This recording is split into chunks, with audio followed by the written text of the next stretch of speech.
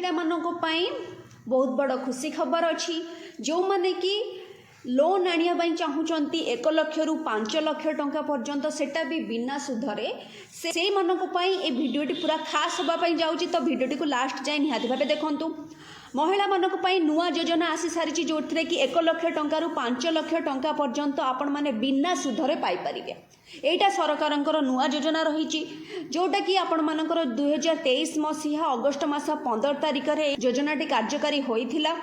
महिला मानक सशक्त करवा ता सहित ओभराली महिला मानक निज गोड़े निजे छिड़ा करवा किंबा महिला मानक निज कर्म रे हेल्प करवा किंबा कोनोसी व्यवसाय पई जो महिला माने इंटरेस्टेड अछंती सेमानकु सहाय्य करवा होउची सरकारंकर मूल लक्ष्य। सहायक गोष्ठी थिबा महिला माने एहार सुविधा पाई परिबे।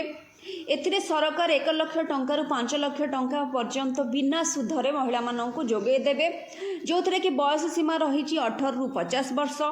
ता सहित आधार डॉक्यूमेंट दरकार होची Aadhaar card PAN card bank passbook एथिरे डॉक्यूमेंट आवश्यक होची जोटा कि ओभराली आर ना रही लक्षपति दीदी योजना।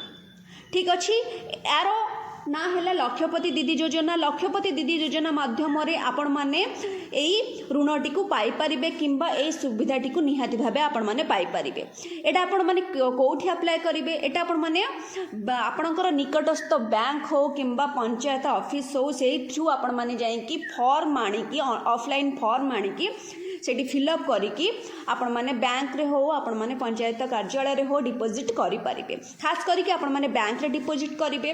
बैंक रो कर्मचारी माने आपण मानकर जदी फॉर्म टी किंबा आपण मानकर जदी डॉक्यूमेंट सब ठीक ठाक थिबो ओवरऑल बैंक रो जांच पर ही आपण माने एही सुविधाटी पाइपर।